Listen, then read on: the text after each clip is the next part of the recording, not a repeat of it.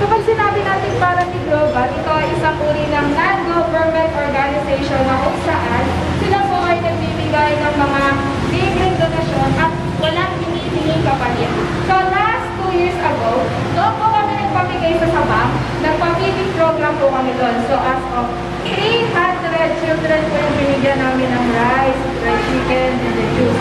So nagpalaro din po ako. Alagol, ang mga kasama, ako po ito puso nagpapasalamat sa Anderson family po. Maraming salamat po.